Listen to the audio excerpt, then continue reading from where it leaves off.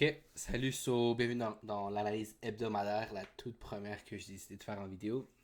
Donc, pour niveau fondamental, on va directement passer sur Forex Factory. Monday to Friday. Donc, cette semaine, on trade que le gold, du coup, le CHF, l'euro, le GBP, on s'en fout un peu. Fait que aucun news le 1er septembre, ni mardi. Mardi, il y a les Manufacturing PMI. Comment ça marche les Manufacturing PMI? Ben, c'est que pour l'instant, on se sert pas vraiment. Parce que on est en train de range depuis environ 2023. Fait à part si ça pète le range, genre un 44.6, là on pourrait prédire quelque chose. Ou si ça va vers le haut, ça veut dire que l'économie va bien aller. Du coup, c'est positif pour les US. Mais pour l'instant, faut quand même regarder un œil dessus. Mais keep in mind que si ça reste dans le range, alors les chances sont que on va pas vraiment, ça va pas servir vraiment à grand chose. Puis anyways, faut jamais prendre des trades directement là-dessus, ok? Faut vraiment juste pour le long terme, ok? Mais c'est ça, donc keep in mind que si ça reste dans le range, alors rien de nouveau, rien de spécial. On peut l'ignorer.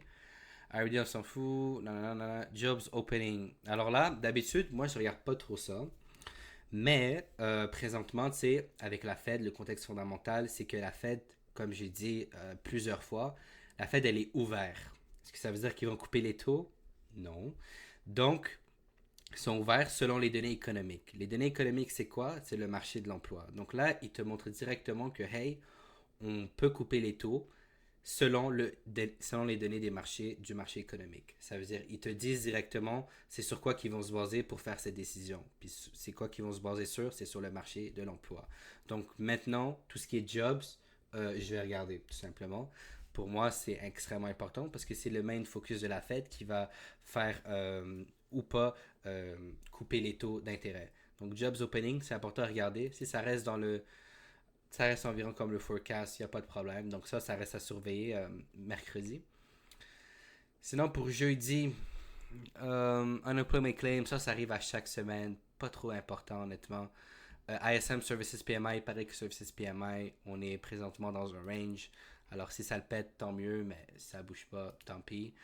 Fait que c'est ça. Puis sinon, vendredi, ça c'est le main, on va dire la main journée, la journée primordiale, ok, qui va influencer la Fed pour même les prochains mois à venir, on va dire.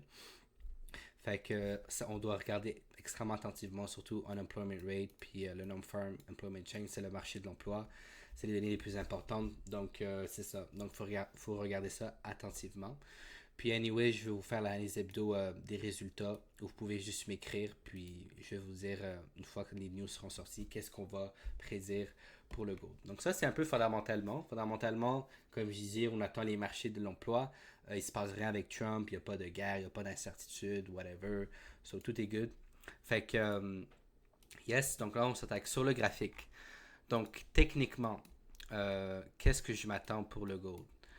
Donc ça, c'est juste un peu mes clones trainers, c'est juste que j'en ai mis entre, c'est juste genre un autre type de, on va dire, technique. Mais admettons, je le mets de même.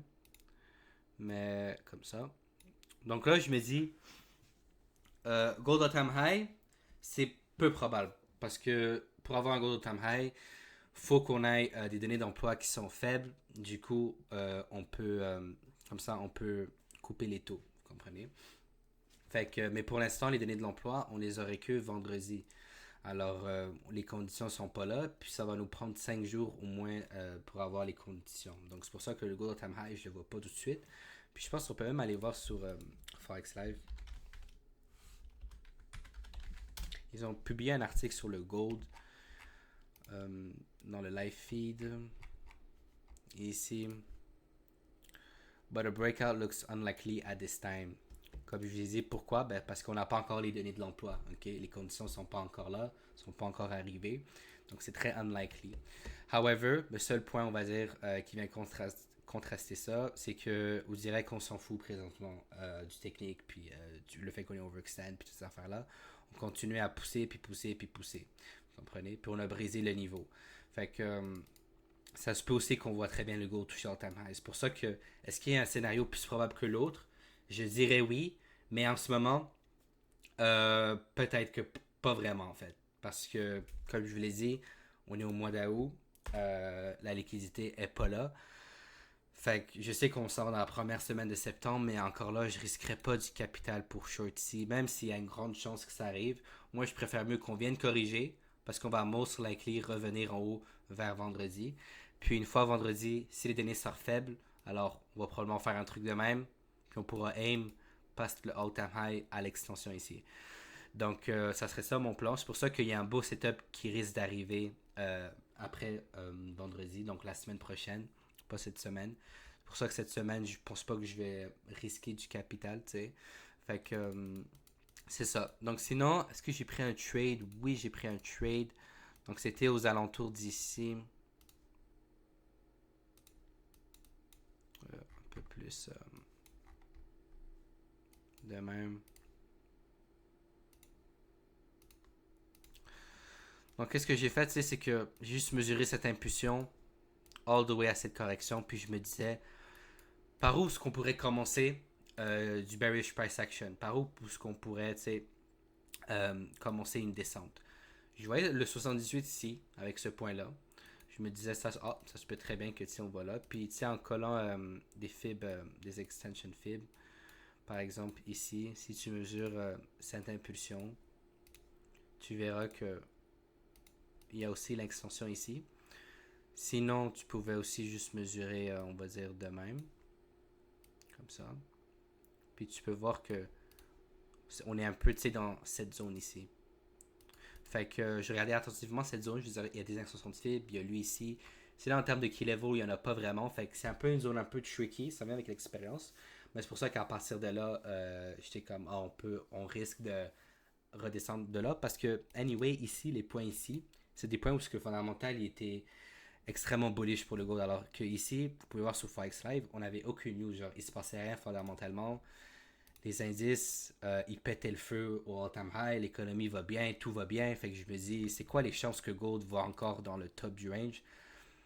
Peu probable. Puis c'est ça. Fait que au final, on a eu une bonne descente, mais ensuite de ça, on s'est juste reviré. Puis c'est pas comme si on aurait respecté le top du range ici, puis qu'on était venu faire un truc de même, tu sais.